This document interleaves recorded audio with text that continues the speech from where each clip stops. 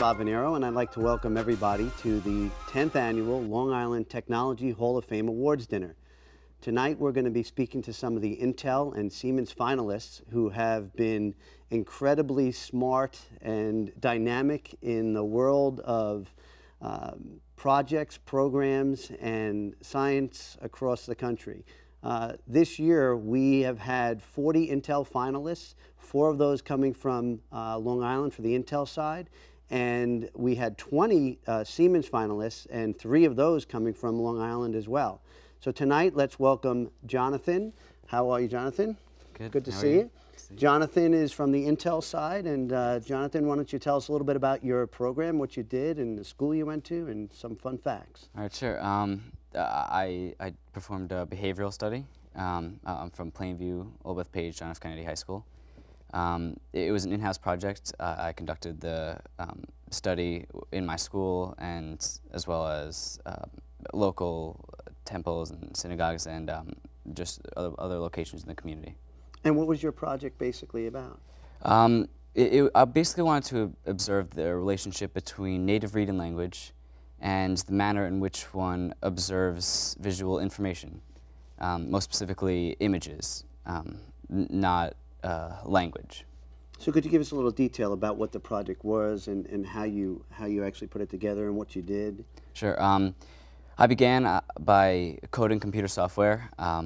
I modeled off of past studies. I created computer code that presented an image, and I recorded responses for from the subjects. I tested Hebrew as well as English subjects. In total, I had 86 subjects, 33 Hebrew and 51 English. And what were we testing?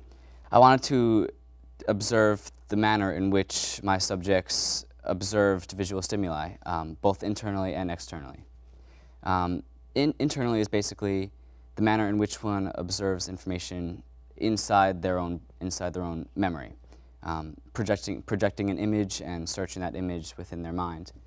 Externally is information placed in front of you, such as newspaper, magazine, and other visual information. So what were your findings? I actually found an interesting relationship between these two distinct variables. I observed that English readers who read in a left-to-right manner actually observe information in a right-to-left direction. And interestingly, I also found an opposite relationship in Hebrew readers who read right to left actually observe information from left to right. Now, did you have a mentor in this project? Yes, my research supervisor was also my AP psychology teacher, Mr. Raymond Tesser. He assisted me in my project. And how long did it take you to come up with your findings? In total, my project spanned the past year. I began organizing my project in September of last year, and throughout the year I've been obtaining subjects and then evaluating my data and observing my findings. Great. Well, listen, we look forward to seeing you in the future and what you're going to do with this project. We're actually going to be giving you an iPad tonight, so I appreciate you coming in tonight. All right, thank you. And look forward to talking to you soon. Thanks.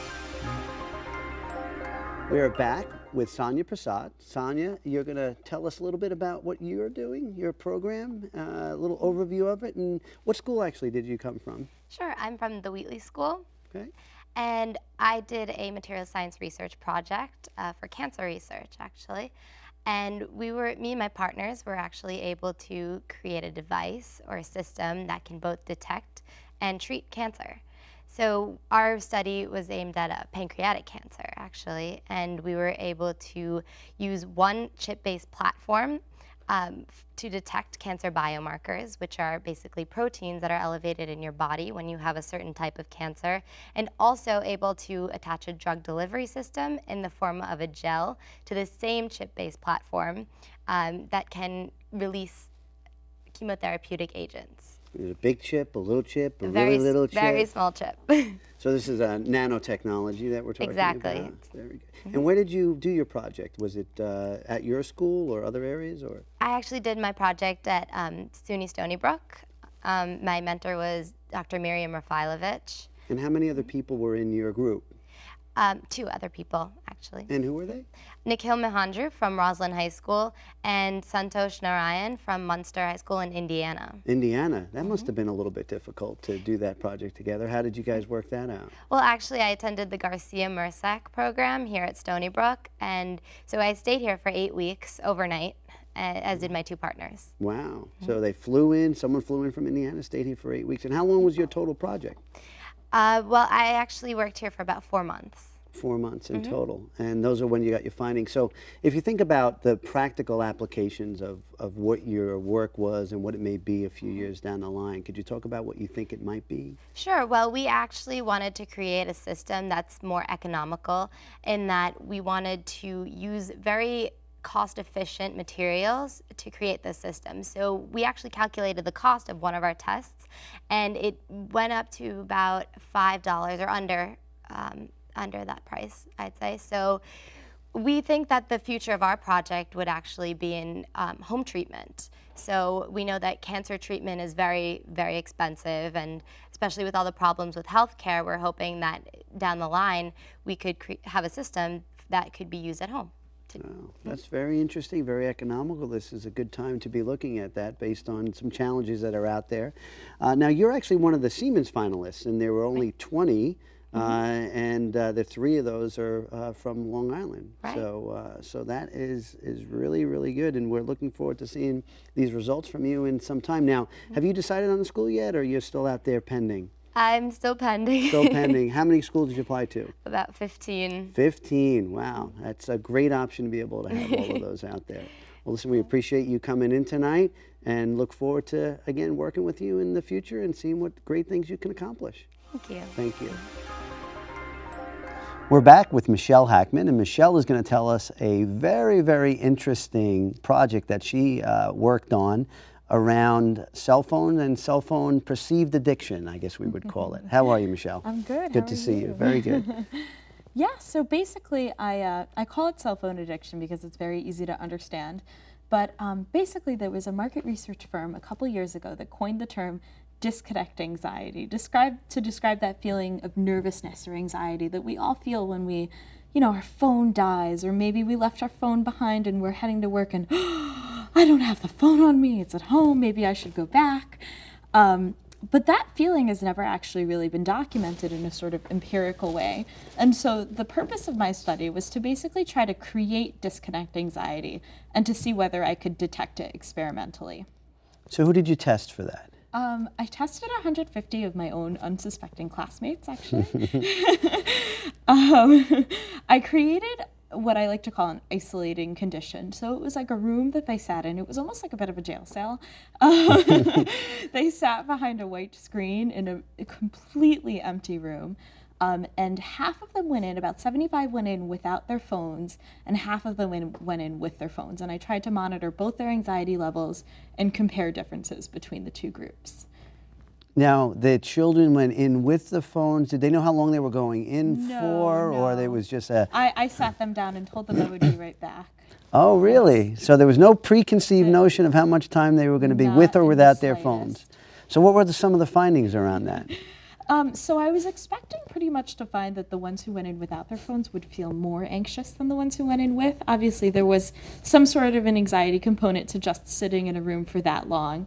But I actually found that there was almost an opposite relationship. The thing that I use to measure anxiety measures all sorts of physiological symptoms, and so it picks up really excitement, I would say, because as you become more anxious, you also become more excited. And I found that my subjects who went in without their phones were actually less excited than the ones who went in with. And I call it understimulation, and it pretty much mimics a lot of neurological research that's coming out pretty much as we speak, that basically says cell phones affect our brains almost in the way that cocaine does. They affect our dopamine circuits, so that cell phones are pretty much so inherently stimulating that when we don't have access to them, it's not that we become more anxious, but we actually don't know how to entertain ourselves, and that makes us sort of crazy.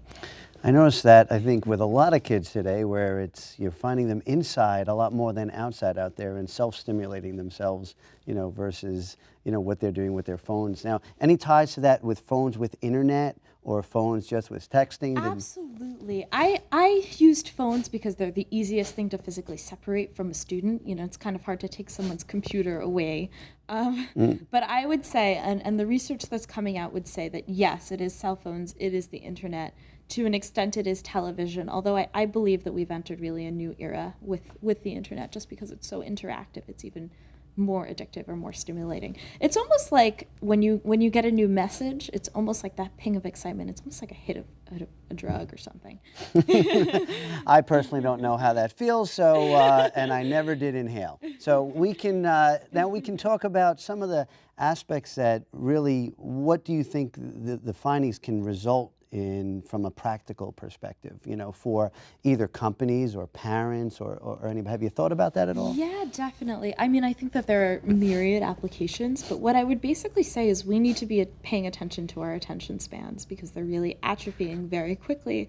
And we can't really predict new technologies as they come out. We can only predict that new technologies will come out at an increasing pace that are really going to take over different parts of our lives, almost like colonize our lives in all sorts of different ways that we can't really predict. And so that has all sorts of ramifications on the way that we can communicate with one another as human beings, maybe the way that we can learn in classrooms, the way that we can form relationships and friendships. And those are the things that we really need to pay attention to and be conscious about. Well, that's great. Now, I understand that you've made a decision on where you're going to college. I'll be attending Yale in the fall. Well, that is great. And you had, I think you said 14 options, and you chose Yale. Good choice, right? I applied to 14. I couldn't say that I would have had 14. Close enough. Well, listen, we appreciate you coming tonight and this study. And I'm going to go throw my phone away right now for a couple of days and see how I handle that. Thank you, Michelle, for coming tonight. And I want to thank everybody for being here this evening with us to celebrate the Intel and Siemens winners. We look forward to their prospects over the next 5-10 years and their impact with us and the world.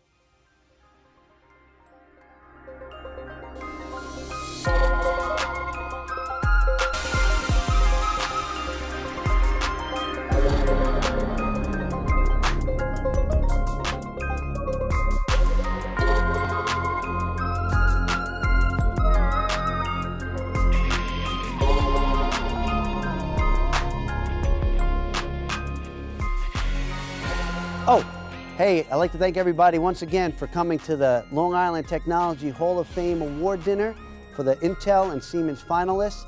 We're so excited that these great minds are going to accomplish great things for us. So guys, what do you think? Guys? I guess we do have some nano attention span challenges. Thank you.